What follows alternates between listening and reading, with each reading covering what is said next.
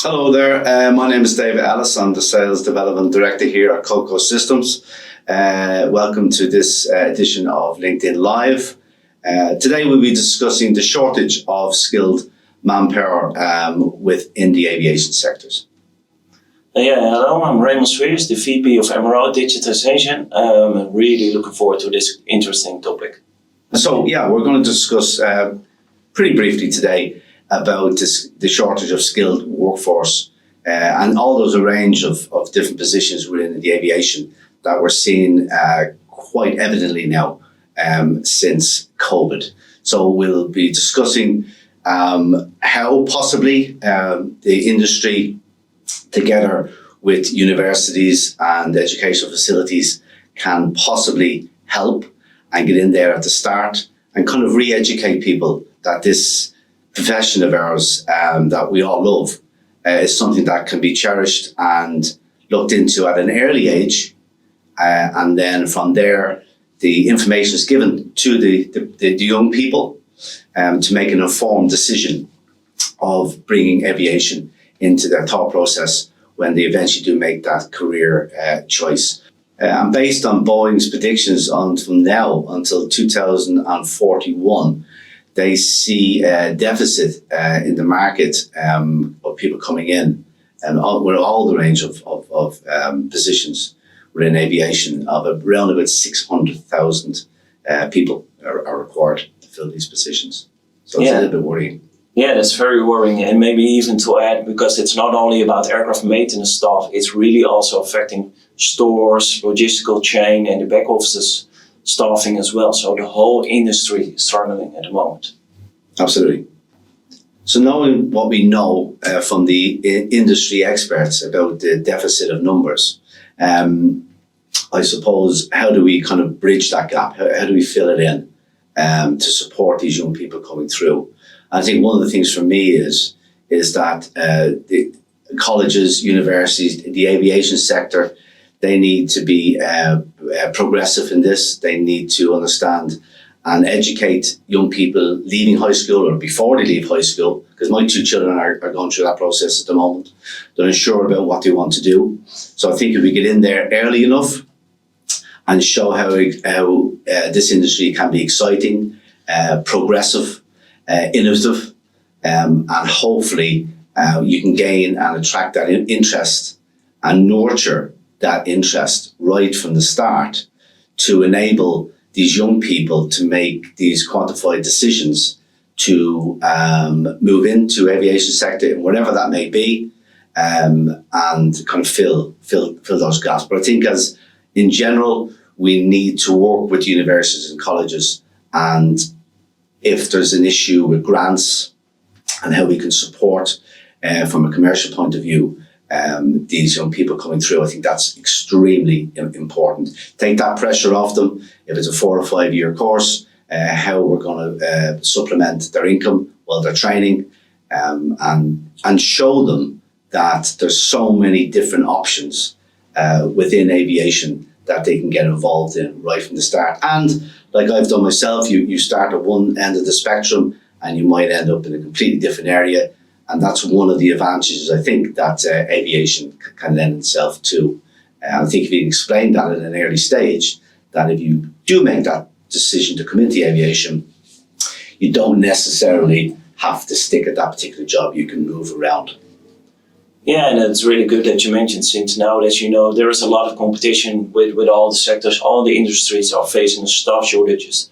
So really nowadays, people tend to care more about additional things, how you can work, what kind of organization is it, do I feel acquainted, is there a social responsibility, how do they care about the environment, how can I achieve my career path and help developing the company and be of really truly added benefit. So those are all the secondary requirements. The youngsters from school nowadays care more, and that's something really the aviation sector should dive into a little bit more to attract new talented people straight out of school. So I suppose, what does the future look like for aviation maintenance in aviation and all the other sectors, I suppose, because we're looking at a software point of view from maintenance and data control, I suppose, as well, and feeding data through the different OEMs and operators, etc. But what does it look like? What does the future look like for aviation? For me, it looks extremely bright. Yes, we've gone through a pretty difficult period in time with COVID. We've had other periods in time where aviation has always kind of manipulated the system and came through shining, and I don't think this is going to be any different. You see Asia opening up, and the Middle East, as well as Europe, obviously, and the States and North America, and all these huge orders coming in from new aircraft. So that's obviously fantastic signs that we're on upward trajectory in aviation. And we've come out of COVID pretty quickly, in relative terms. So I think, again, education, bring people in when they're young. The industry needs to come together and support these young people at the start. And it's all about educating them and organising a proper, clear career path for them with options along the way.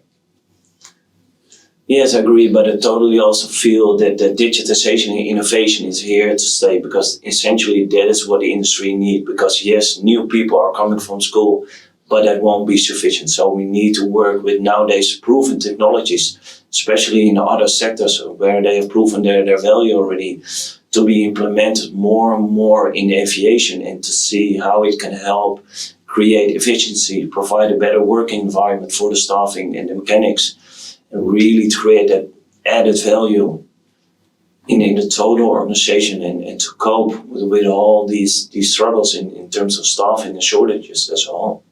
And how do you think then that digitalization and innovation from the industry itself, how will that improve the kind of the decision-making process for people coming through the system or starting their career paths? Well, I think tremendously it will improve, because to my opinion, innovation is the lifeline for organizations. So you need to have it. You need to have it fundamentally implemented in your organization. So yes, it will improve, and it is here to stay. And it's mainly about adapting, accepting that technologies are here and that they can do a similar job as the mechanics. They can help out, and they are reliable, and they are getting better and better with the technologies. For example, mobile working, digital signatures, and so on.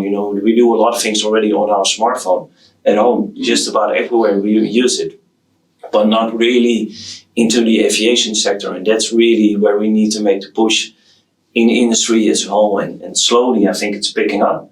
But there's still a lot of opportunities that could even improve and excel the whole industry. Okay.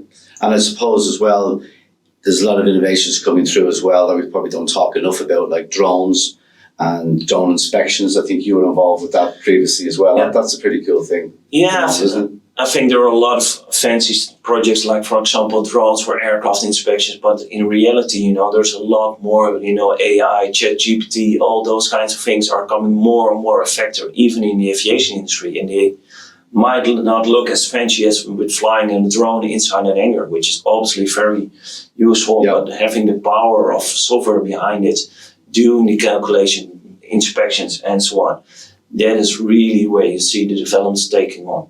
Excellent. Obviously, as well, we were talking about drones just a few minutes ago as well. And I think it's obviously important that all these new innovations are fantastic.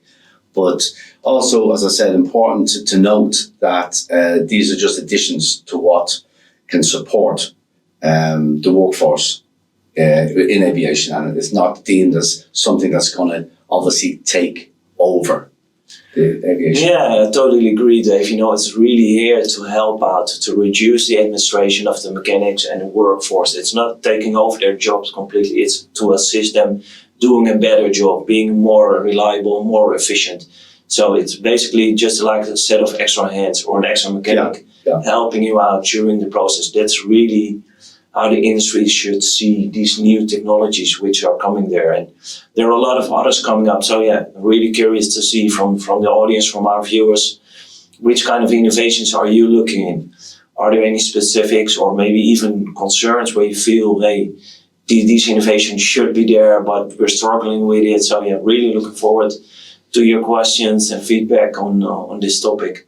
Is it just the cost implications? Are these, you've worked with drones, albeit maybe on a short term, but is it expensive to get? First of all, is it expensive? Is it difficult to change the mindset of the executives who's going to have to pay for this? You're talking about the FAA, the EASA.